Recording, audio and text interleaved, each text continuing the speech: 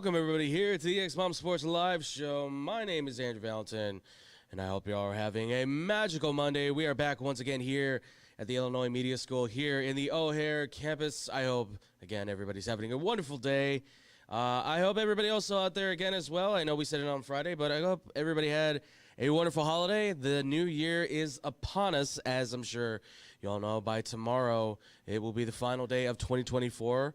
So I hope everybody out there is celebrating these last few days in the best fashion you can, hopefully responsibly as well. I know I've certainly tried to my best. I've tried to be a very good boy if I can, but, you know, it's not always easy, of course. But, ladies and gentlemen, obviously, we are going live right now here on YouTube and Twitch, and if you guys want to check it out, as always, we go live every Monday and every Friday. That is at...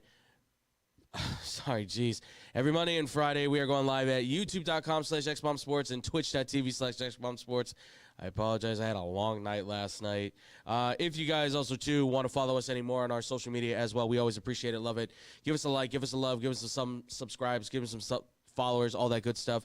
Hit us up at X-Bomb Sports on Instagram, Facebook, and Twitter as well. And, of course, as we always love to do, every Friday we answer some of your questions, be it sports-related or unsports-related. You guys can hit us up at xbsportsofficial@gmail.com for any questions or comments or things like that. And with that, ladies and gentlemen, I had some other news kind of planned for the day, but you know what? We got a kind of quick show going on because I've got a very busy day ahead of me. So I thought we would just spin this one into a return, if you will. The revival of what has been a very, very beloved game for many of you, obviously, who have been with this show for a long time. I thought, well, the new year's upon us. It's time to start kind of bringing back some of these since we've got to have some free time on our hands. So I thought, let's do it. Why not? We have the opportunity. We have the chance. So let's bring back one of our fun games. Ladies and gentlemen, it is the return of X-Bomb Sports game, Contender or Pretender. This is a game, ladies and gentlemen, that obviously we started years back when we started the show, and if you don't know how the concept of this game is played, it's a pretty basic, simple one. It's basically picking a team that's currently in the playoff situation, right, for the NFL, NBA, could be any sport. In this case, it's going to be for the NFL. We're looking at the NFC playoff situation right now as it stands. We are looking at the 7 teams that are currently in the playoffs at this point in time in the NFC. Next week, by the time the season's about to be over, right, at that point, we will then give you our playoff prediction, our Contender or Pretender predictions for the AFC. That is the plan. So, as usual, we name a team, we go through the team, I give you my take on if I think they're a pretender or contender. Obviously, you know, the boys not being up here with me as well always is, you know, a little bit more difficult, but at the same time, we still got these teams to go through. So, ladies and gentlemen, it is time.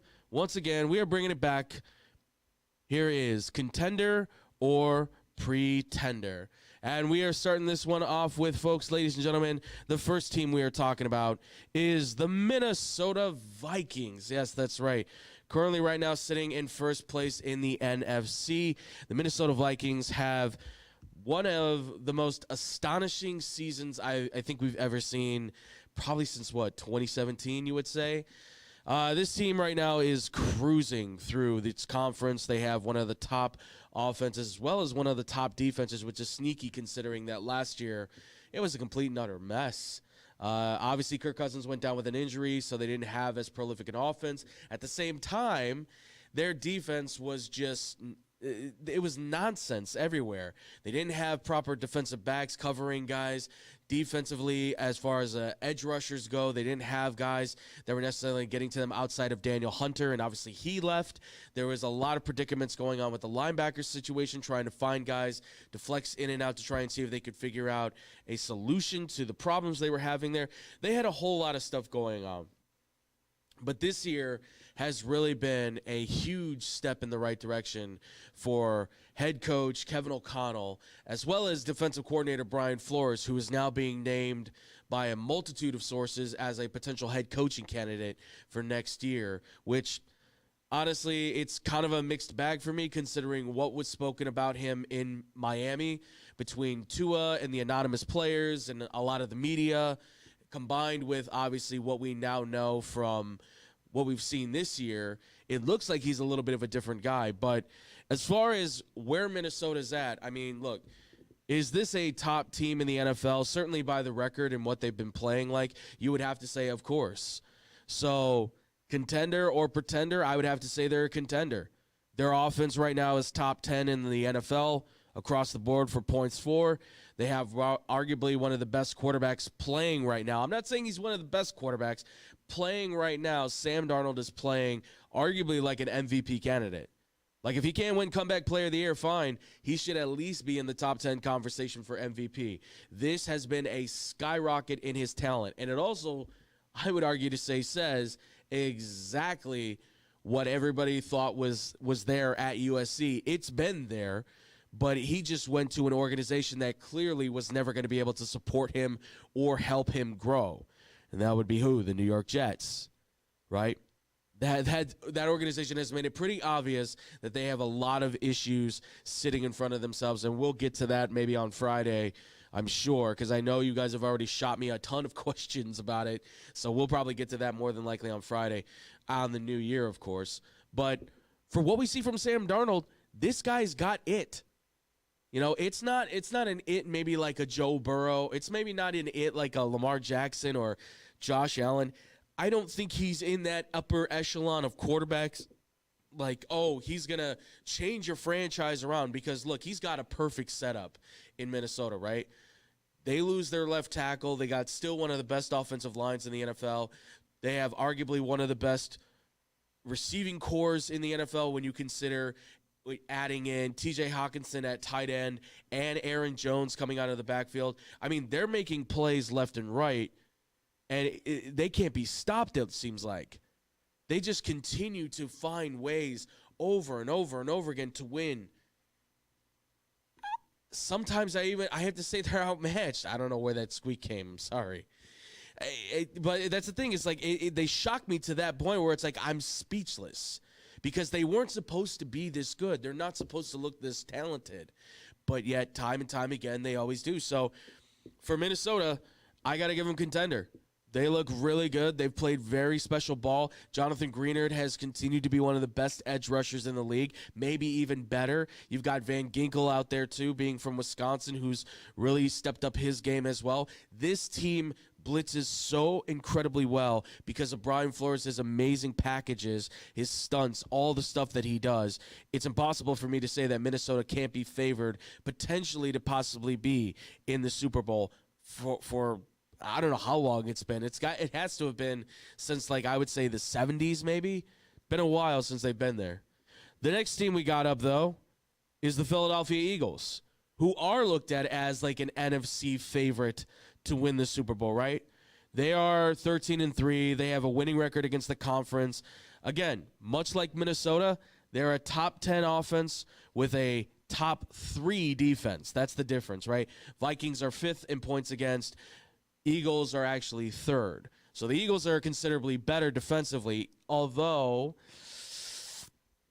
as much as I do have to say from the perspective of what we're looking at here, they are certainly contenders.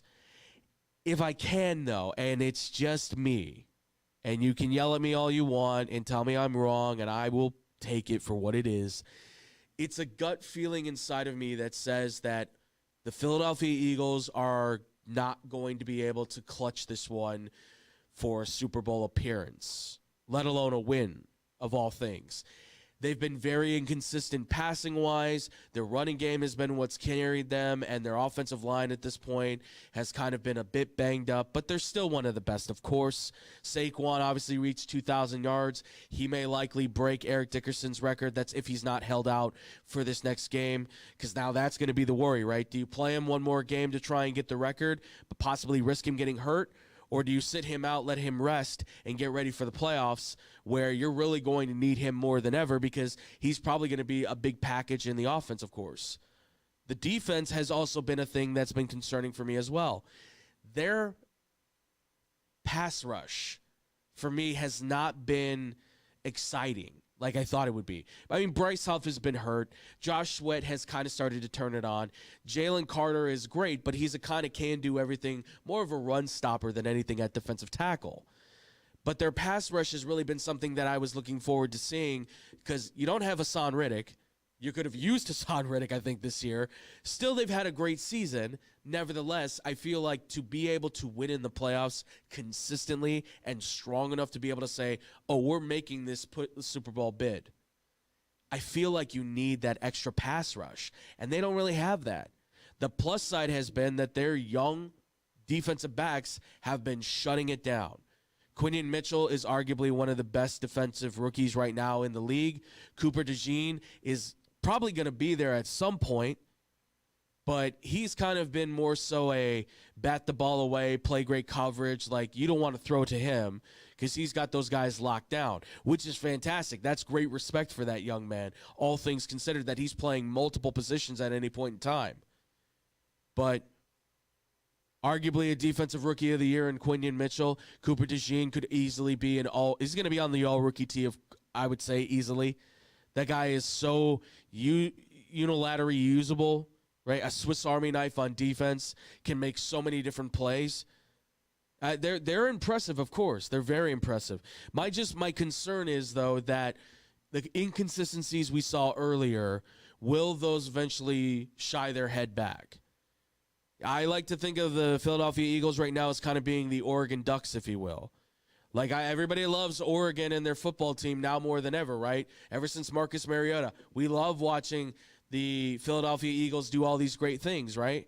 But there's always something, I think, in your gut or in your brain or in your heart, wherever it might be, that says, are they going to win a Super Bowl? Are they going to win a national championship? Are they good enough to be able to do it? Like, there's just something inside of you, I think, that will always say, but can they? Who knows?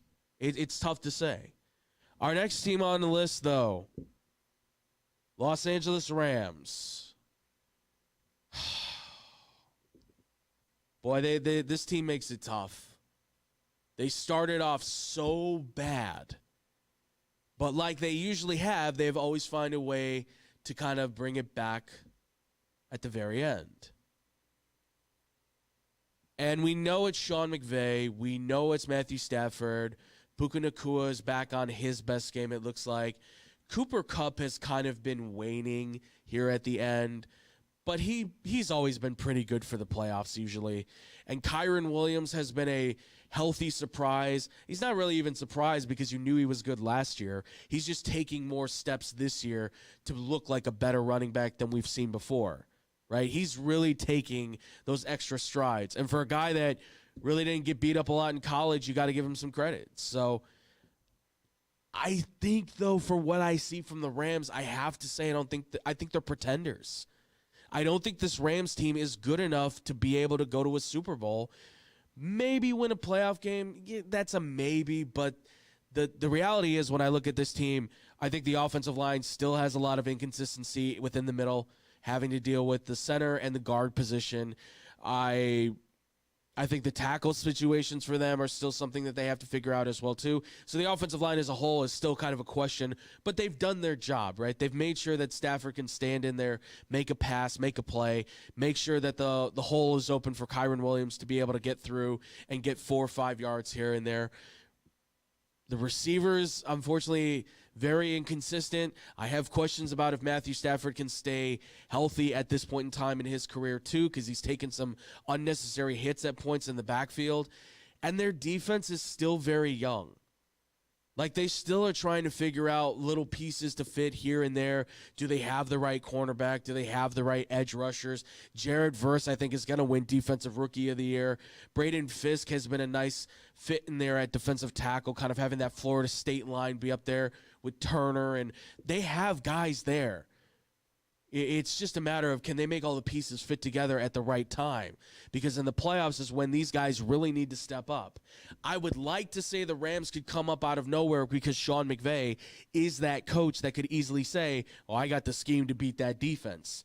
I got the players. I know what I can do with.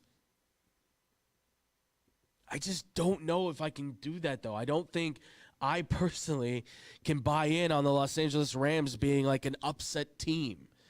right? Or a team to upset, maybe more so than anything, right? That could come out of nowhere, well, not really out of nowhere, but in this case, it feels like out of nowhere and just completely like throw you off your game. I don't think they're that good. I don't think they're that consistent. I think they have a lot of things they need to work out still. It's not to say that Sean McVay's over the hill. It's not to say that this team can't come back next year and have a better season. Like, they could easily win the NFC West, but it all hangs on the balance for this week, right? That's really where they're stuck at. So I would say the Rams, they're borderline there, but I'm leaning more pretender than I would contender at this point. Next team we've got, oh, baby, the Tampa Bay Buccaneers. Oh, man, this team is much like the Rams. It's so confusing to watch. Because I watch this team and its offense, and they are one of the top offenses in the NFL, right? Baker Mayfield, what did he almost throw for 50 touchdowns this year, I think? I mean, he's on pace to have one hell of a season. If he has a game anything like he had last week, yesterday really, he's going to break the passing touchdown record that was set by Peyton Manning. Like, he's going to do that. Which, isn't surprising because obviously the rule changes have made it so that's a lot easier. But this is this is a guy who I had really shunned in that second year, after that second year in Cleveland. I did not think he was good enough to be able to be a franchise quarterback. I obviously am starting to eat my words from what I see from him in Tampa because he has been the thing that has really carried the Tampa Bay Buccaneers, especially considering what he was able. I mean, look, last night was the Carolina game, and he threw 5 touchdowns, but all the same, nevertheless, he has still shown a great ability to be that top-of-the-line quarterback. And excuse me, he's got 39 touchdowns, so he's almost at 40. He's almost at 40 touchdowns. But still, what has been a very good career here for Baker, on the up and up, of course, for what it's been now in Tampa. He's a franchise quarterback, but like I have said for guys like Sam Darnold and others, there's a difference between defining and defined. Baker Mayfield is a franchise-defined quarterback, not a defining quarterback. Meaning he needs Mike Evans and Chris Godwin and all these weapons around him to be able to be at his best, right? He's never really going to be the top-of-the-line quarterback that can probably lead your team to a Super Bowl all by himself. Now, with that being said, he has been a big part of the reason why I think Tampa has been able to survive to this point. But all things never the same. Nevertheless, this has been one of those years that for Tampa, you can give him a lot of credit. You can have a lot of credit in this whole thing, but I am certainly pushing for the I'm hoping for the opportunity to be able to see if Tampa Bay can actually clutch through in this or not in the playoffs. So I mean, look, again, they're somewhat borderline, but I think a little bit maybe less. I would still say pretender for Tampa. There is concern I have for Baker Mayfield. He's still throwing 15 interceptions. He's not always made some of the best decisions as far as throwing interceptions and stuff. He throws some tough balls, and yeah, some of them are great. He's got Mike Evans as a safety net, of course. But when Mike Evans is getting covered up, can you spread the ball around to the rest of the guys? He obviously can. But can those guys then come in the clutch and be able to save whatever needs to be saved for the Tampa Bay Buccaneers? That is going to be a major question I have going forward for the Bucs at this point in time. I genuinely don't know if this Tampa Bay team is prepared to win a playoff game and then another one and then be able to go to the NFC Championship. That's asking a lot of this team. And I feel like you have pieces there, but you have to build more within the structure you have of Baker Mayfield, Mike Evans, and the few pieces there on defense like Anthony Winfield and things like that. They need help on the edge rush. They need help at the linebacker position. They also need, I think, to find another secure tackle with Tristan Wirfs as well. And I think they need to start considering if they need to find another top-of-the-line receiver piece to pair with Mike Evans, because Evans isn't getting any younger, and Chris Godwin is not getting any younger himself either. So you need to consider all options on the table, I think, when you're Tampa. The next team we've got is the Detroit Lions. I mean, they're number 2 in offense. They're number 4 in defense. They are a true, legit contender. Not only for the playoffs, they're a legit contender for the Super Bowl, which is so weird to say because how many times have we said the Detroit Lions are going to be the contenders for the Super Bowl? That doesn't happen. That doesn't happen until these last few years now with Tampa. It's been a shocking whirlwind to watch that whole situation play out with how Detroit has gone from almost sort of like the we feel sorry for you kind of team to now like, man, you can't stop them. And a lot of that comes from Dan Campbell being the coach he is, right? The guy has really built himself into that franchise, coach, if you will, right? You hear franchise quarterback and defensive player and all that stuff. Well, he's a franchise coach. He makes a difference. He changes games. He changes plays from the sidelines. It's incredible. Jared Goff having a resurgence of his career yet again. He looks like he's not even in his 30s. He looks like he's still in his mid-20s, which, hey, I envy you, buddy. You've got Amon-Ra St. Brown as one of the top receivers again. The best running back tandem, I would say, in the NFL, and Jahmyr Gibbs and David Montgomery when they've been healthy. And even without David Montgomery, Jahmyr Gibbs has still done a great job without him.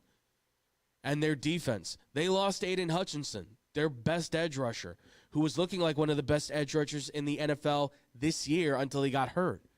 He may be back in time for the Super Bowl if they make the Super Bowl. That's crazy.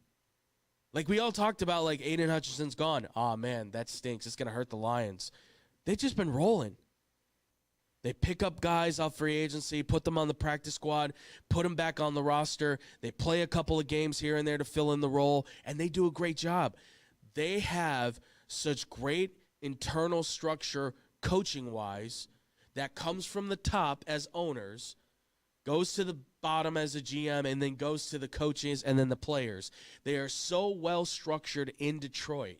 It's hard to imagine that this team could not go into a Super Bowl and compete with what I'm assuming will probably be Buffalo, Baltimore, or Kansas City. One of those 3 teams will probably be there.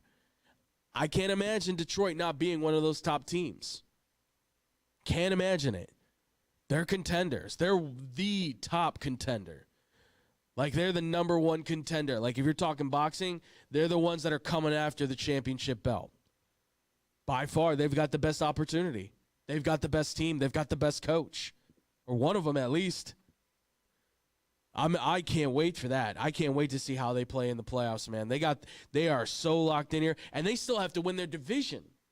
Minnesota and them, they still have to compete for their division. And we'll get to that here soon. All right, next team we've got the Washington Commanders. Yes, the team from D.C. Well, not D.C. They might be going back, though. We will see. They have obviously been making a lot of work to try and get back to D.C. They have had a heck of a year. 11-5 right now with a game to go. They're currently, 8-3 against the conference. They are 5th in scoring in the NFL right now. I unfortunately have to make them pretenders. They're just not there yet. Look, I understand that there's going to be a lot of people that look at the Commanders and they go, well, hey, man, what's up with that between the Bears, right? Like, what's the whole Caleb Williams, Jaden Daniels battle that has ensued between people on how you want to compliment them and how they compare and contrast and all that stuff. Here's the difference between Caleb Williams and Jaden Daniels. Jaden Daniels walked into an organization this year that, remember, just 2 years ago, their owner had been relieved of his duties and was forced to sell the team, right? The new ownership has come in. They're a younger, energetic group. They have different ideologies about how they want to structure this thing for Washington. They have Magic Johnson in the realm, too, that adds an extra element of pizzazz, if you will, to their group. I know I just used that word. Don't come at me with it. they've got a new energy in the club now, right? Because they fire their head coach, they bring in Dan Quinn, a proven head coach, defensive-minded, but it's okay because they got a guy in Cliff Kingsbury who is not regarded maybe as a great option to be a head coach for his first time around for what happened there. But what he was able to accomplish as an offensive coordinator during his time at Texas A&M shows that he has the capabilities of being a great play caller. And what he did do in Arizona as a head coach, being the main play caller for the offense there, says maybe not a head coach, but as an offensive coordinator for a quarterback like Kyler Murray, which is what I think Jaden Daniels is, bigger, stronger, faster, maybe not faster, but stronger and bigger, Kyler Murray. I don't see why that couldn't have been a match made in heaven, and it's worked, right? And he's made guys like Terry McLaurin all of a sudden start smiling again, looking great. These guys that have kind of come from the later rounds as receivers have been great picks now all of a sudden because Jaden Daniels is the guy that can get the ball to them and get it to them safely without throwing a lot of picks, right? Not only that, too, but he's got that RG3 level to himself where he's able to take the ball and run himself along with the running backs, giving them a stronger game offensively. The production is there for Washington on the offensive side of the ball. All things considered, that their receiving core ranked at the bottom of the NFL, towards the bottom of the NFL, I should say, and their offensive line was one of the bottom worst offensive lines in the NFL as far as the season started. And yet they have found every conceivable way to lock it in and keep that offense going. Their problem, though, even with the defensive coach Dan Quinn, their defense lags behind their offense. And that's okay. They've lost a lot on defense. They've had brand new linebackers come through. Edge rushers have left. Their defensive backs have kind of been all up in the air. They just caught one of their first-round picks from 2 years ago in Emmanuel Forbes because he wasn't performing well. Like, it all to me makes a lot of sense that Commanders should be pretenders. They can't be contenders right off the bat. Are they on the verge of possibly being one of those teams, maybe like Minnesota, that they will rise to prominence? It's possible. But they're going to have to do a lot more revamping with the defense. Their offense is going to have a little bit more stability, I think, on the offensive line to at least keep things kind of kosher, if you will, to kind of keep things going good and smooth. Otherwise, it's hard to imagine that Washington would be able to go in and be able to pull off a big upset and win a playoff game.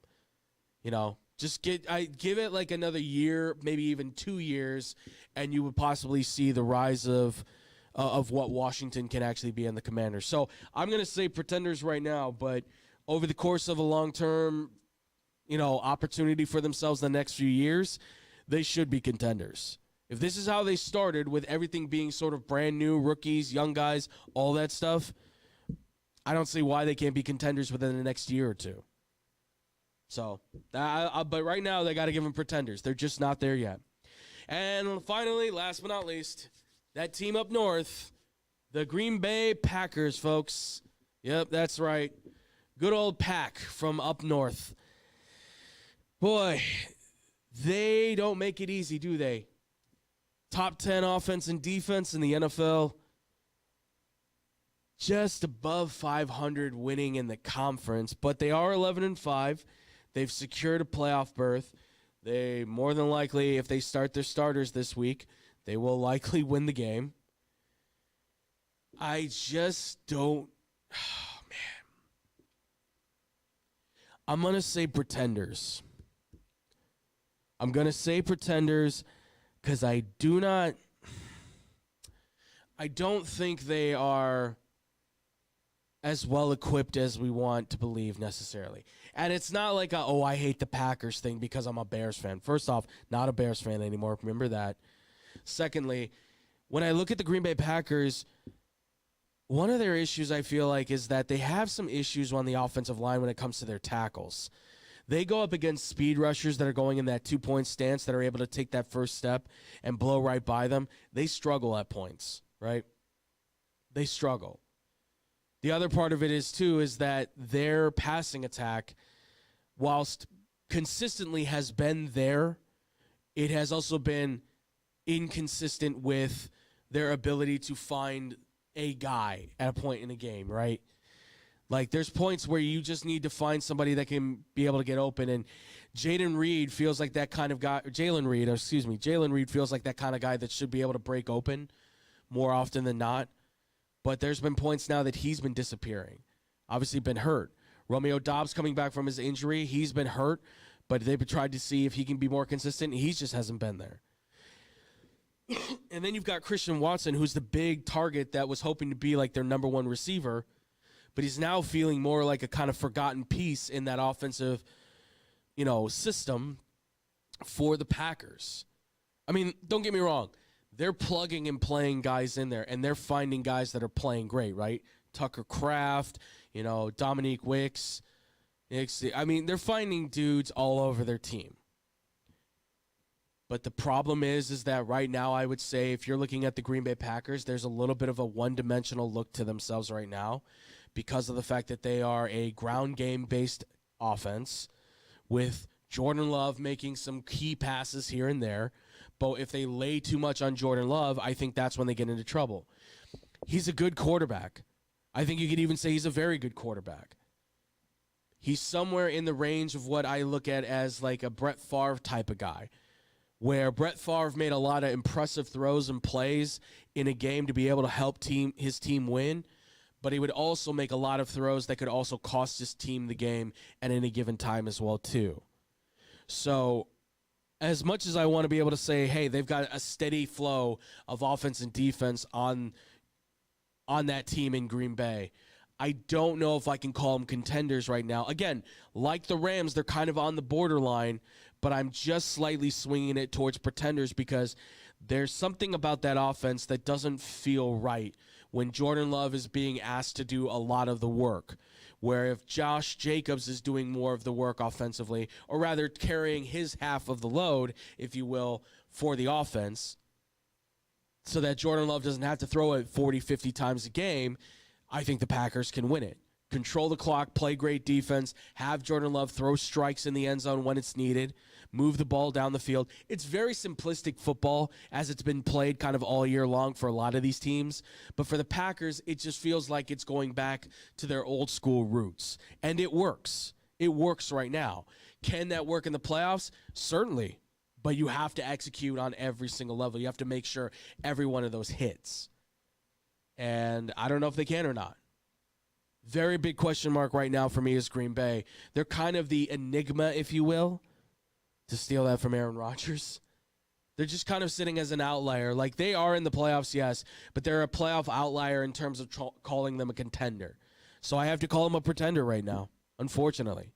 And, guys, look, I know there's a lot more teams out there right now potentially in the playoff bid. I know there's a lot of teams right now that are still possibly going to make their way in if certain things happen. But this is almost as set in stone as you can get. The AFC, however, is kind of more up for grabs right now, which is why I'm going to wait till after this weekend to kind of do that, and we'll see what happens there. We may do it Friday. It all kind of depends on how I'm feeling for the Friday show, but nevertheless, obviously, ladies and gentlemen, we'd love to hear from you guys. We want to know what you guys think of this opportunity that we're seeing right now for the NFL and everything. Obviously, let us know, ladies and gents, in the comment section down below on Twitch, on YouTube. Hit us up again. That's XBomb Sports on all the social medias. Or if you, too, want to be able to hit me up directly, it's xbsportsofficial@gmail.com for the email. Or, as always, too, my Instagram and my Twitter. Twitter is at @TheFluffyGuru. Instagram's at BoomCrewCaptain as well, ladies and gentlemen. And with that, we will go to a quick break, and when we come back, we are going to do, once again, the big one, folks, the Pick Six for college football and a couple of NFL games. That's coming in next here on the XBomb Sports Live Show.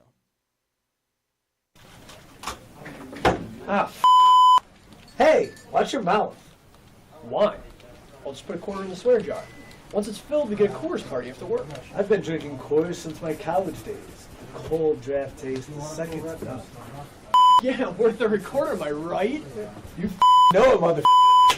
Hey, get those sports done? Yeah. No. You, sir.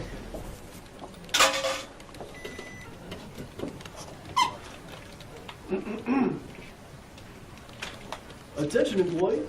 The staff meeting, scheduled for this evening, will now be held tomorrow early as Who's all?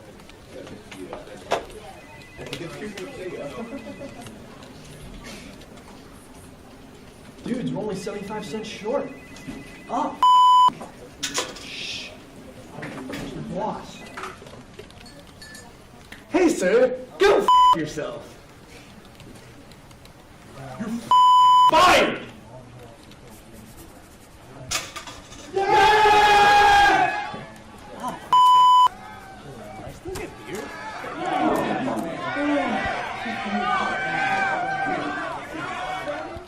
Throughout the 1960s, 70s, and 80s, Judy Finelli established herself as a masterful juggler and performer, making appearances everywhere from Carnegie Hall to Sesame Street. With her loving heart, she has brought warm smiles to children everywhere she has performed. She even started the San Francisco School for the Circus Arts, but shortly after, she was diagnosed with multiple sclerosis, and by 2004, she was completely paralyzed. In celebration of her accomplishments and to fight the illness that had crippled Judy, a group of students from the San Francisco Clown College have compiled the perfect holiday present for those who want to laugh and to help those struggling with the illness. The goal has been set at $1 million raised, with 100% of any dollar made to be donated to the Judy Finelli Fund, which is helping find a cure to multiple sclerosis. Visit www.circuscenter.org to make a donation or to purchase a framed naked clown photo or the full Naked Clown 12-month calendar. Remember, 100% of every dollar is donated and goes to fighting MS.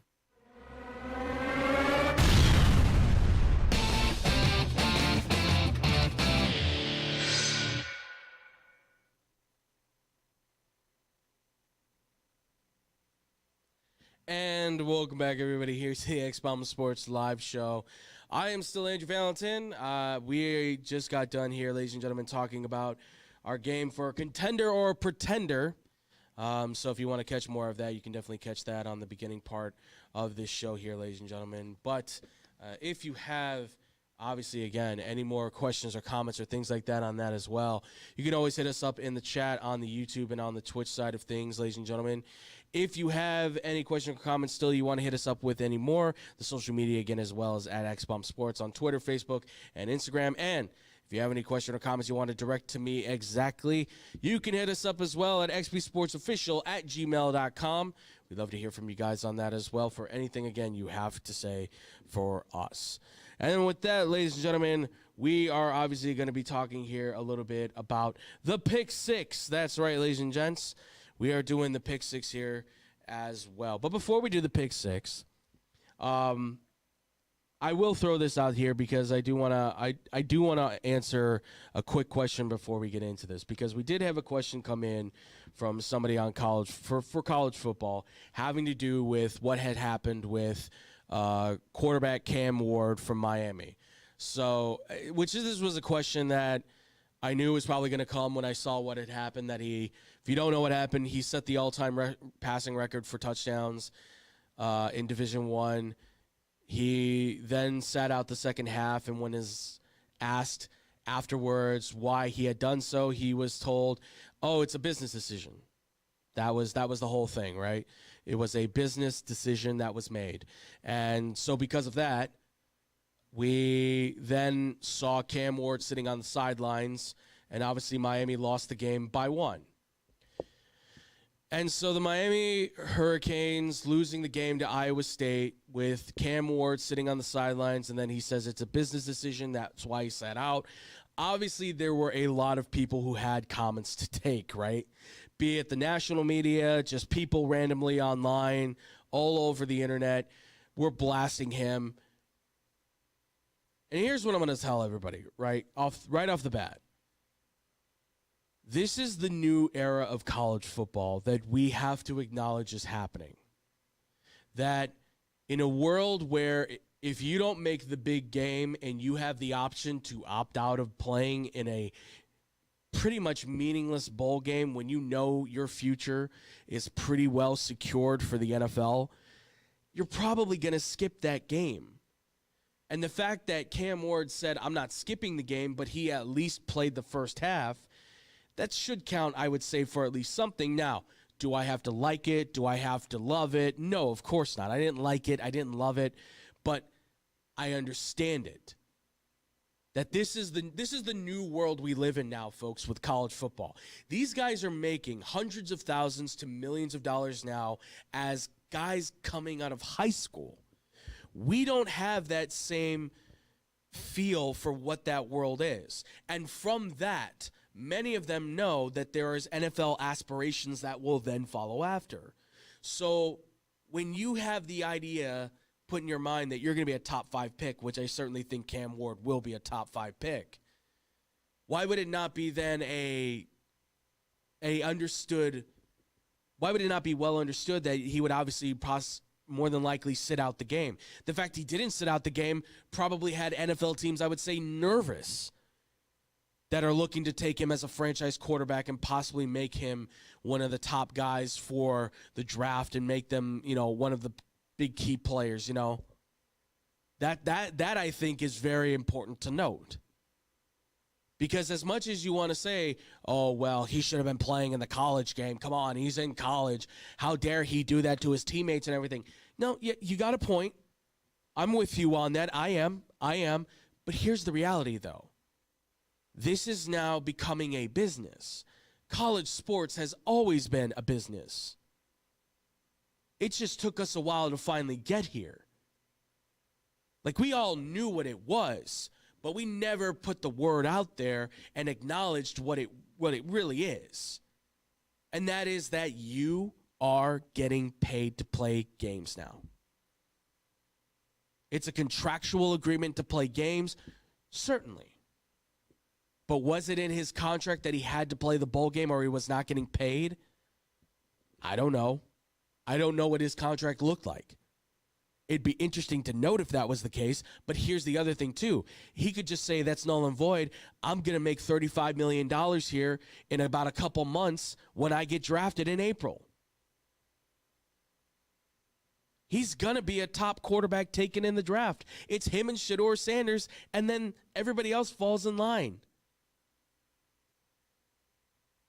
And again, the fact that he only played the first half probably had NFL teams going, oh, thank God. Not, wow, what did that guy just see? Like, there are going to be some people that look at that and go, wow, way to do that to your teammates. But there's going to be NFL teams that are still going to go, well, thank God he didn't play the second half because what if he got hurt? It's not something that maybe you will respect or like. You may be disgusted with it. You might hate it. But it is the new norm and the new reality that we live in for the NFL. This is what we have to deal with now, ladies and gentlemen. You don't have a choice. Guys are going to do more of this. As if we're not used to it, though, already. They've already been opting out of bowl games before. So what's the difference? Shedeur Sanders played the whole game for Colorado. They got beat down. And Shedeur did not look all that great, honestly, at the end of the day. So would you rather be an NFL team watching Cam Ward have a great first half and sit out the second half? Or would you rather watch Shedeur Sanders play a full game but not really play his best game and lose?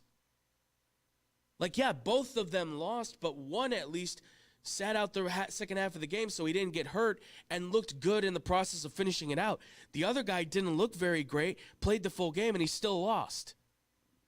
How much do you want to count one against the other? This is the problem that comes up a lot of times with the college football world. There are too many people that are trapped in the old way of doing things. You have to change with the times. You have to change with the times. What's that thing they say for Darwinism? Survival of the fittest, right? If anyone's ever seen Moneyball, I'm sure many of you have. Moneyball's a great movie with Brad Pitt. Brad Pitt's talking to a soon-to-be-fired lead scout for baseball, right? All of a sudden, out of nowhere, he's talking with his scout, talking about you're going with analytics and all this stuff, and Brad Pitt just looks at him right in the eyes and goes, adapt or die. Yeah, welcome to the new world. It's almost 2025. In 2 days, we're going to be in 2025, folks. The fact that there are still people that think it's 1982 or 1995 or 2007, it's a bit of a joke. I get it. There are certain morals and laurels that you have that you think others should have because you played the game. Maybe you played it at high school. Maybe you played it in college. Maybe some of you were lucky enough to even go to a pro level at some level, right? Canada, NFL, arena football, I don't know. Maybe you were lucky enough to be that one. Maybe you were. But the way that you think is not going to be the same way that these kids think. Trust me. I don't have kids, but I have younger cousins. I know their mindset is way different than what mine is. Way different than what mine is. I used to be a kid that used to go out and get dirty and do all these other things. These are kids now, they decide they want to stay inside and do other things. And I got no problem with it because, honestly, I've become an inside guy too. I'll go out once in a while. But if I got the option, I'm like, yeah, I'll stay inside. I don't get enough sleep anyway, so anytime I can catch up on sleep, I'll take it. Trust me, everybody around me always telling me I got to take more naps or apparently knock myself out with drugs. I'm only joking. I'm only joking. But regardless, I get it. You're upset because this kid did something that's a little bit out of the norm. It's not the usual. You're not used to it. It's not something you would see in college football. Okay. So you don't like it. Fine. That's okay. I don't like it either. But it is something that we have to come to terms with being the new reality. He's going to be a top pick. Shedeur Sanders is going to be a top pick. A lot of these guys are going to be top picks. Whether they play in these bowl games or not doesn't really matter. The ones that matter are the ones trying to play for a national championship or the ones that are playing to try and help their draft stock. Those are the ones that actually matter. Those are the moments that actually matter more than anything. The guys that are kind of guaranteed already to be first-round picks, if they don't play in the bowl game, it's only in the best interest of those NFL teams. It doesn't mean diddly squat to them or to any of us really at the end of the day, but we make it a big thing because it's not how you should be doing things. Well, we've all been doing different things in our lives, haven't we? The way we do stuff has changed. Life from the 50s is not what life is in the 2020s. And thank God. Thank goodness a lot's changed since then. Look, we'll probably talk about this a lot more as the months roll on towards the draft. But as big a deal as people are trying to make this out as, it's not. It's really not. I thank everybody who asked this question. I thank everybody who voiced their opinions on it as well. I'm not saying you were right or wrong. I'm just saying it's been taken to note. How about that? Your opinion has been noted. And we will put it in the box. What box? Well, that's for you to figure out. All right, let's do this, folks. It's time. Once again, ladies and gentlemen, we're going to do it here. Pick 6. That's right. We are picking the top 6 games of the week as we usually do. This is coincided, of course, with the NFL and the college football world. We pick the top 6 games of the week. We look over them, and we give you the results of what we think they are. And this was a pretty easy week, to be honest, because we had, the basic college football games that we're going to watch this week. And then, of course, you're going to get a couple of NFL games that are going to actually be meaningful in some regard. So without further ado, ladies and gentlemen, let's start this one off, shall we? Ladies and gentlemen, X-Bomb Sports, Pick 6, here we go.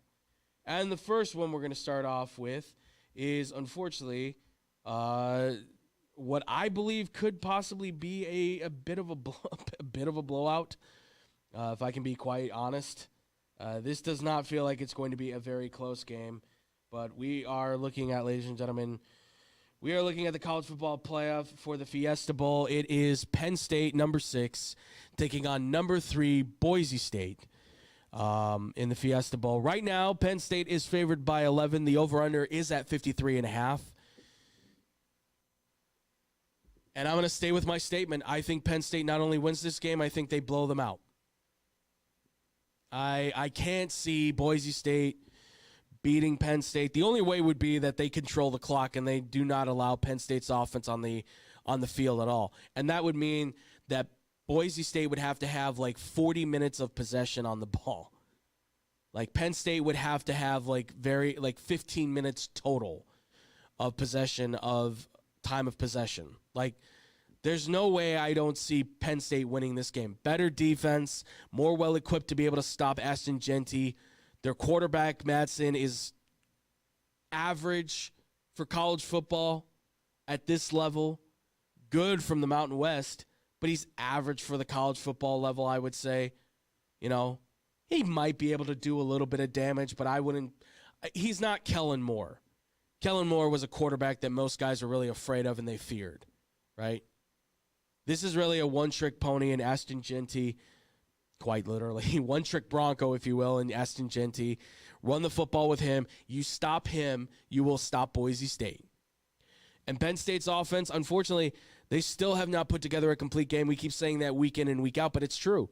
This is kind of the moment where it's step up, step out, and show up and show out. Time to deliver. This should be that Drew Aller goes nuts game. Because Boise's defense, while decent, it should be formidable enough. The Penn State's offense should be formidable enough to take them apart. That's what I would say. So if you're saying anything for the number, I would say 11. Push that probably to like 14, maybe 21. I'm feeling like it should be a blowout. Over, under, it could be. You could still hit the over on this. I just don't think Penn State's going to allow Boise State to score more than like, I would say 20 points maybe. Like that would probably be about where I'd put Boise. So Penn State should be able to get like 35, maybe even 40 points on this team. That's where I'm at. Sorry, Boise. I wish I could give you more love, but I can't do it right now. All right, next game we've got. This is the Chick-fil-A Peach Bowl, where we will see number 5 Texas. They are taking on number 4 Arizona State. Right now, Texas is favored by 12.5. Over-unders at 51.5. And once again, it feels like this could be certainly a devious matchup, right? With Arizona State maybe being favored a little bit more so than people would like. I mean, 12.5, that's giving Texas a pretty big lead, right? And I would certainly lean that way myself. I think Texas is way better than Arizona State. Scattaboo is a good running back, man. He's great. He's Rex Burkhead. He's got some speed with a lot of power. He's hard to bring down. Hey, that's awesome. Texas has the defenders, though, to be able to stop Scattaboo. And Levitt, I believe is his name, the quarterback, he's a cocky guy. He's got some confidence for sure. It's not bad cockiness. He's just, he's confident. He's not a better quarterback than Quinn Ewers, though. He's definitely not a better quarterback than Arch Manning. I can't see this kid having that great of a game because right now it would be argued that Texas has one of the best put-together defensive backs as far as hitting and pass breakups. Watching those safeties play together in Texas, watching Jahdae Barron play cornerback, those guys can shut it down. And Tyson's a really good receiver for Arizona State. He's talented. And he's going to have, I think, another year to be able to go there and do some damage. But I don't know if Arizona State has the players to manage what Texas does, right? This is Texas. As much as you want to believe in the underdog coming from the Big 12 and say, hey, they did win the Big 12 championship, Andrew. Right. This was a former Big 12 champion, though, in Texas, right? Remember, they won it last year. They know what it takes to win in that conference. Their only real competition last year, anyways, when they were in the Big 12 being Texas, was Oklahoma. That's it. That was their only real conference attacking them. Other than that, it was Oklahoma State. And even now, Oklahoma State's fallen off a cliff. So where are we at then with the Longhorns then? I would say right now you should push them to like a 21-point favorite. I don't trust Arizona State to be that team that can just steamroll over Texas. And not even steamroll. I don't even know if they can stay with them. It's not impossible. It's just going to take massive effort from Scattaboo, the offensive line, and Levitt to be on point. Every run has to be perfect. Every block has to be perfect. Every pass has to be perfect. The moment that a fumble or an interception happens, Texas goes on a rampage. They are one of the better teams when it comes to turnover ratio to touchdown. They do a good job. I get it. Quinn Ewers, you have questions. Okay. Arizona State's defense, been really good all year long. But Ewers is still a guy that can throw a ball just as pretty as anybody else. He's got a lot of great weapons to be able to throw the ball to. Gunnar Helm's becoming a top tight end. Isaiah Bond is still a guy I'd take in the first 3 rounds of the draft. Ryan Wingo's a freshman, and he's really showed up and showed out as a youngster. Boundless opportunities there. I like Texas to blow them out. I would take the over. I would take the over for sure. Next, we have number 8, Ohio State against number 1, Oregon. The rematch. It's here, folks. It's here. Can Ohio State upset Oregon? Well, believe it or not, Ohio State right now at this very moment in time is favored by 1 with an over-under of 55.5. If Ohio State plays the same way they played against Oregon, they can beat them. The problem they just had was they have to convert on those first downs when it counts, right? Look, Will Howard is maybe not the best quarterback. Kyle McCord has certainly put up better numbers than Will Howard has. And yet, I would make the argument that they look like a much better team with Will Howard at quarterback. I would make that argument. Look, he's bigger, he's stronger, he's got a better arm. You know, Kyle McCord is a more accurate kind of guy. And the way that Syracuse offense was kind of put together, it really developed well for his arm and his ability to be able to throw the ball around for tight end, wide receivers, real spread offense look for himself. I like what I see, though, from Ohio State. But Oregon, as we know, is one of the better teams. But considering that they did only win that game by 1, I do wonder if Oregon is going to be able to do it again. Look, I like Dylan Gabriel and Tez Johnson and all those guys they have. They have a great group of talent offensively and certainly on the defensive side of the ball.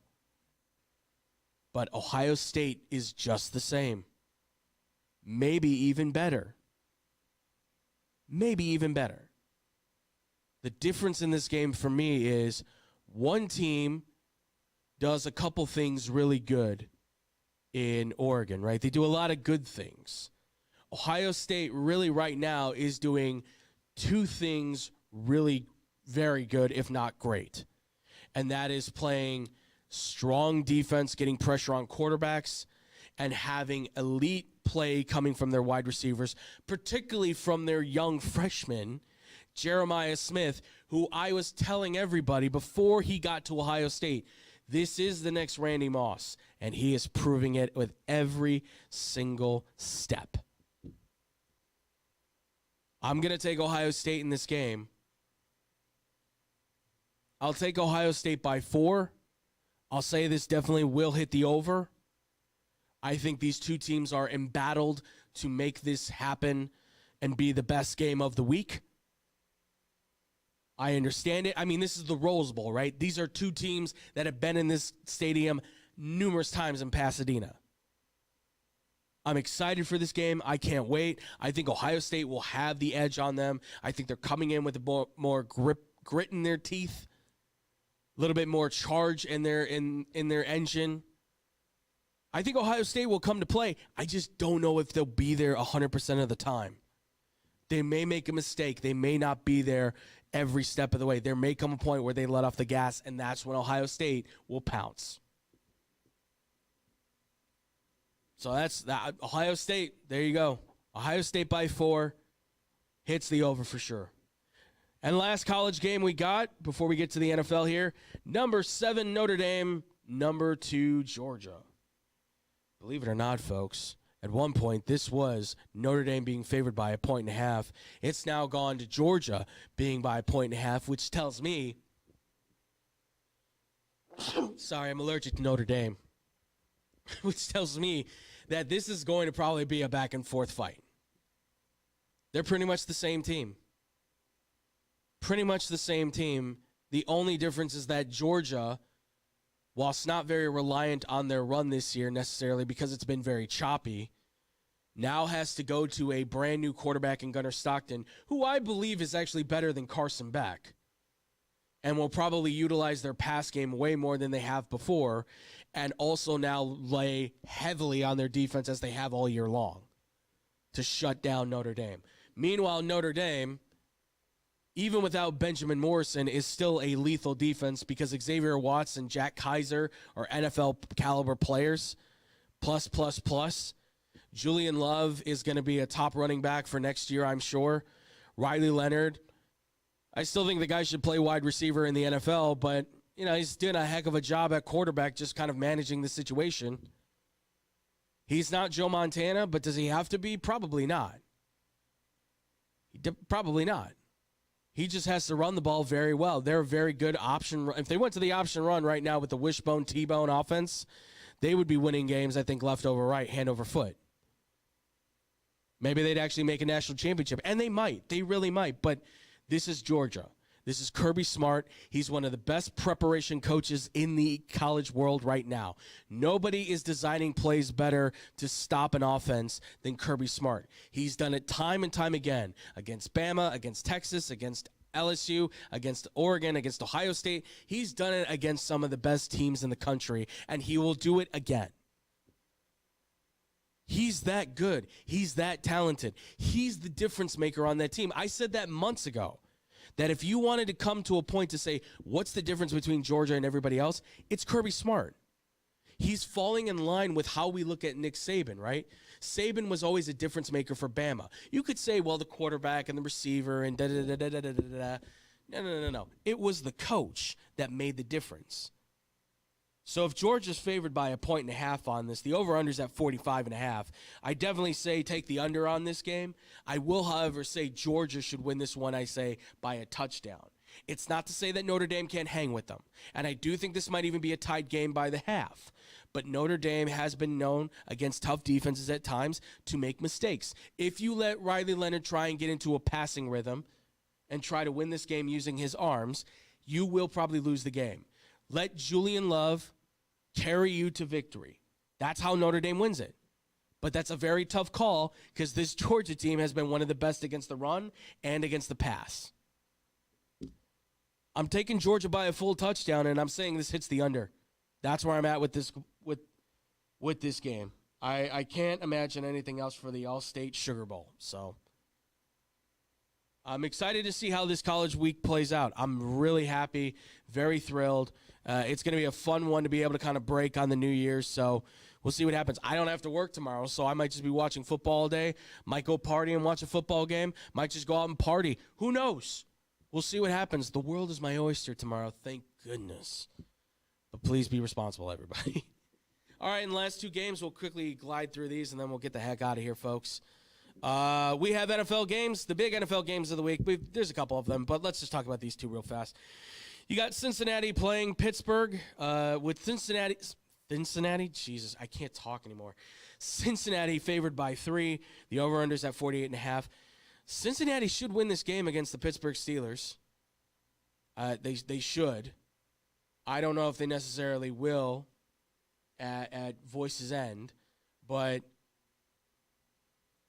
I do think that the Bengals can actually win this game. I do think that Pittsburgh has kind of started hitting the lull, if you will, hitting the slides a little bit.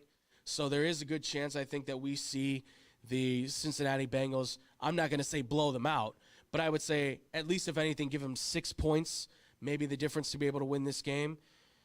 I like the way that the Bengals have looked. Obviously, I'm a little bit biased because I like Burrow, I like Chase, I like that team. I think they could win this game. I think by winning this game, that puts them in a better playoff position. That gives them a better chance to be able to win the game and be able to be successful. So I like Cincinnati in this to win the game. I'll say by 6. I'll say this one hits the over because I'm sure the Steelers will have their points, but Burrow and the Bengals are right now on a scoring prowess, and I think they're starting to prove why they need to keep T. Higgins. However the cost, whatever the cost may be, you need to keep that guy at wide receiver on that team. That's just me. That is just me. all the best of luck to that team. All the best of luck to them in their endeavors.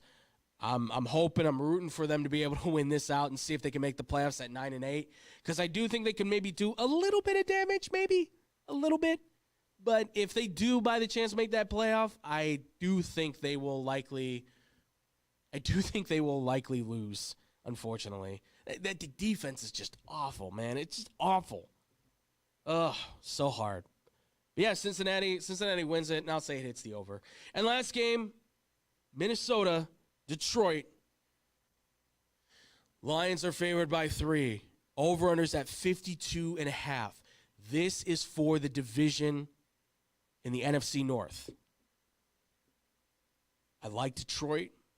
I'm going to go with Detroit by 1.5. These two teams, I think, are far more evenly matched than we want to let on.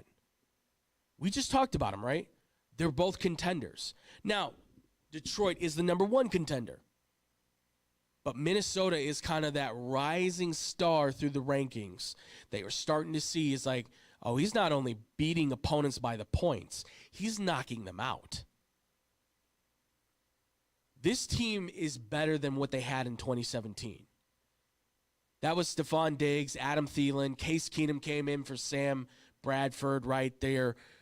Running back at that point was Dalvin Cook, and I believe it was like another guy like Asiata or something like that. They had a 2-3-headed monster running the football.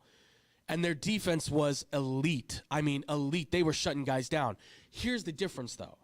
Here's the difference. They, in 2017, the Minnesota Vikings, had Mike Zimmer, Mr. Conservative, play defense, run the football, in their back pocket, always trying to play that card every single time. And in the NFC Championship, they got their bluff called, right? They got their bluff called. Or not the NFC Championship, the divisional round, I believe it was, right? Didn't happen, didn't work. This team is all built on Sam Darnold's ability to fly that football out there to Justin Jefferson, Jordan Addison, TJ Hawkinson, get Aaron Jones in the flats, use the passing game to your advantage.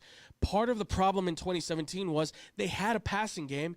They just, for some reason, decided to let off the gas on that one. Here, they finally have the attacking ability to go after guys on the through the air and on the ground. And they just got to use it. They just got to push forward on it. And I'm hoping they do, because Kevin O'Connell seems to be saying, hey, look, I'm a guy who's all about playing quarterback. Let's play quarterback. Throw that football. Let's score points. Great. And Brian Flores, again, that defense is well stunted. But this is Detroit. They run the ball so well. Their offensive line is the best in the NFL. Their quarterback is a cerebral assassin. They have great receivers across the board, from St. Brown to Laporta to even Williams, who's kind of come up as of late too. They find those guys. And their defense, however hurt and damaged they might be, they're still making plays. And if they get to a Super Bowl, they'll be back and healthy. I'm going to say Detroit wins this. I'm going to say it's 1.5. I think this hits the under, though. I think these teams are going to be so ready to do battle. Neither one's going to give ground. They're going to have serious defensive attacks against one another, keeping the scores low. But Detroit will come out of this in the end by like a field goal to win it, or a touchdown to be able to take the 2-point lead, something like that. It'll be a fun week, folks. Fun week of football, fun week of sports is ahead of us. Unfortunately, football's coming to an end. When that happens, we'll get more into your questions. We'll play more games.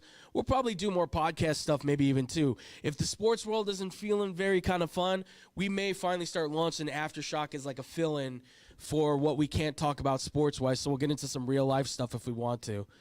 I don't know if everybody will be here for that. Obviously, that's going to be a little bit hard on timing, but if we can, maybe it just might be. It depends on my director, producer. Want to be a part of that? Sorry. She's multitasking. For our podcast about just talking about life stuff, are you down to do that? Okay. We'll see. Well, obviously, we'll play that one by ear, ladies and gents. But thank you all so much for listening to that one. Obviously, let us know what you guys think about this whole situation here, ladies and gentlemen, for the Pick 6. Let us know your picks, what you're thinking. Again, you win money. Congratulations. You lose money. I don't want to hear it. Not my fault. You pick who you pick. You gamble. Please gamble responsibly. I don't need to hear about the $500 you lost and now it's my fault. No. You made those picks. I just gave you numbers. Don't blame me. Blame you. Thank you so much for always watching, of course. And with that, ladies and gentlemen, that's going to do it for our show here, ladies and gentlemen. If you have any questions or comments, as always, we love it. We enjoy it. You can always hit us up here in the chat on the Twitch and the YouTube side. Please make sure to subscribe, follow, like us, ladies and gentlemen. Like the show. Share it with everybody you can. It's on youtube.com/xbombsports and twitch.tv/xbombsports. If you want to follow us any more for any updates on the show, we are starting to do more with the social media stuff. You guys can follow us at xbombsports on Instagram, Facebook, and Twitter, on all the social media good stuff as well, too. And if you have any direct questions or comments you want to ask us, sports-related or unsports-related, you guys can hit us up at xbsportsofficial@gmail.com as well. We'd love to hear from you guys, too. Guys, unfortunately, today we're not doing Blow the Whistle, so no radio show today. But if you ever want to catch Blow the Whistle, we are live every Monday and every Wednesday, and that is going at 2 o'clock p.m. Central Time. Again, every Monday, Wednesday, you guys can check us out there, where you guys can listen to all of us have to talk about what we just talked about here, sports-wise, mainly with the NFL, football, and things like that.